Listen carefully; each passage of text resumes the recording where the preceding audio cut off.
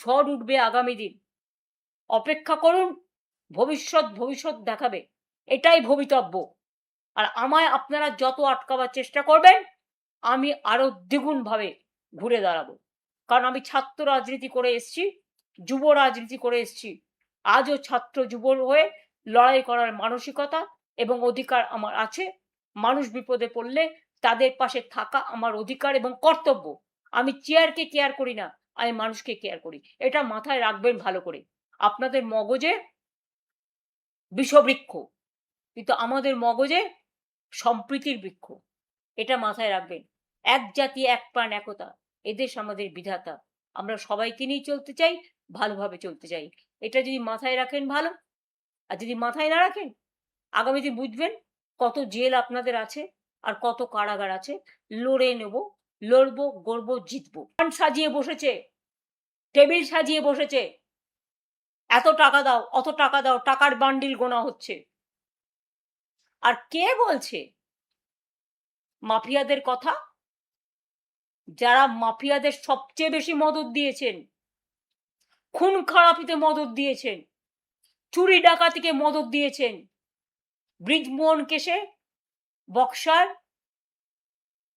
কুস্তিগির বিচার পায় না। 2.5 বছরের বাচ্চাকে আপনারা বিচার দেন না। প্রায় 21-22 জন মহিলা ধরেছে। হ্যাঁ, একজনেরও ঘটনা ঘটলে আমরা সবসময় অ্যাকশন নিয়েছি। এতজন মহিলা হয়ে যাওয়ার পরেও আপনারা কারো বাড়িতে যোগাযোগ করতে দিচ্ছেন না, পুলিশ দিয়ে থ্রেট করছেন যাতে কেউ আসতে না পারে। এইভাবে চলবে?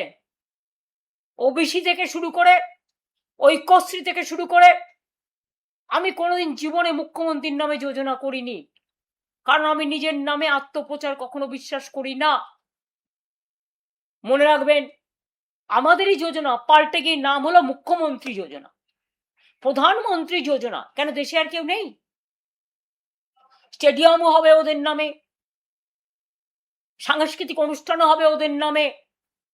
নেতাজি সুভাষচন্দ্র বোসকে সম্মান দিতে পারে না, আর অসম্মানিত যারা হন তাদের নিয়ে এসে মালা পরায়। তাদের কাছে যারা অসম্মানিত, একটু দেশের দিকে ফিরে তাকান। আগে ঘর সামলান, সম্প্রীতি সামলান। ভাগাভাগি করে দিচ্ছেন। নেতাজি সুভাষচন্দ্র বোস সম্প্রীতির প্রতীক ছিলেন, তাই তার রাইট হ্যান্ড ছিল শাহনওয়াজ খান। কখনো তিনি মনে করেননি আমার পাশে হিন্দু আছে, না মুসলমান আছে, না শিখ আছে, না ঈসাই আছে।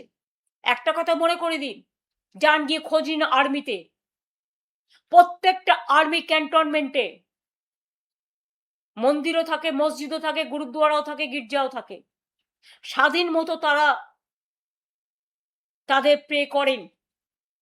আমি নিজে চোখে দেখেছি বলে বলছি। আজকে নতুন করে কি হয়েছে আমি জানি না, আমি 3 মাস আগেকার কথাও বলছি। আর্মিতে হিন্দুরা কাজ করে না, মুসলিমরা কাজ করে না, শিখরা কাজ করে না, ঈসাইরা কাজ করে না, নেপালিরা কাজ করে না, গোর্খারা কাজ করে না। সব ধর্ম বর্ণ নির্বিশেষে সবাই ঐক্যবদ্ধ হয়ে জয় হিন্দ বলে, বন্দে মাতরম বলে, দেশের একতা নিয়ে কথা বলে, দেশমাতৃকাকে রক্ষা করে। আর আপনারা কোথা থেকে জুটলেন একটা পার্টি, যে পার্টিটা না আছে কোনো ভূত, না আছে কোনো ভবিষ্যৎ। শুধু অত্যাচার করতেই শিখেছেন, আর মহিলাদের ঘৃণা করতে শিখেছেন, আর ছাত্র যুবদের গালিগালাজ দিতে শিখেছেন। তাই আপনাদের ধিক্কার জানিয়ে সুভাষচন্দ্র বোসকে প্রণাম জানানোর জন্য বিবেক সম্পন্ন মানুষের কাছে আমার আবেদন থাকবে, এখনো কি আপনারা চুপ থাকবেন?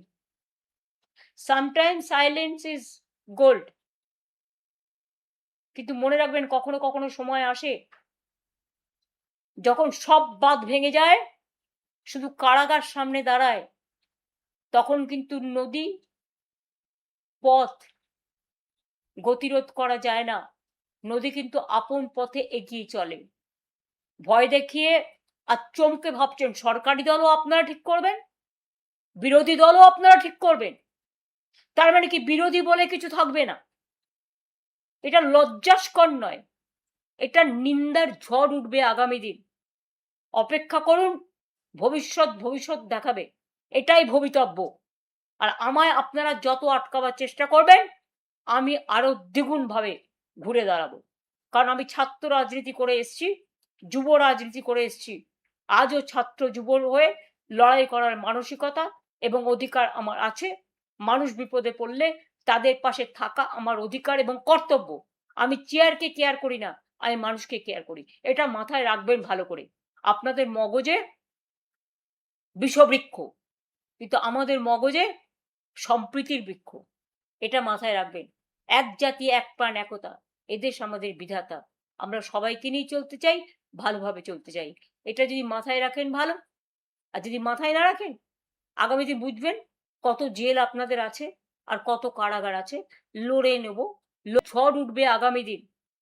অপেক্ষা করুন, ভবিষ্যৎ দেখাবে, এটাই ভবিতব্য। আর আমায় আপনারা যত আটকাবার চেষ্টা করবেন আমি আরো দ্বিগুণ ভাবে ঘুরে দাঁড়াবো। কারণ আমি ছাত্র রাজনীতি করে এসছি, যুব রাজনীতি করে এসছি, আজও ছাত্র যুবর হয়ে লড়াই করার মানসিকতা এবং অধিকার আমার আছে। মানুষ বিপদে পড়লে তাদের পাশে থাকা আমার অধিকার এবং কর্তব্য। আমি চেয়ারকে কেয়ার করি না, আমি মানুষকে কেয়ার করি। এটা মাথায় রাখবেন ভালো করে।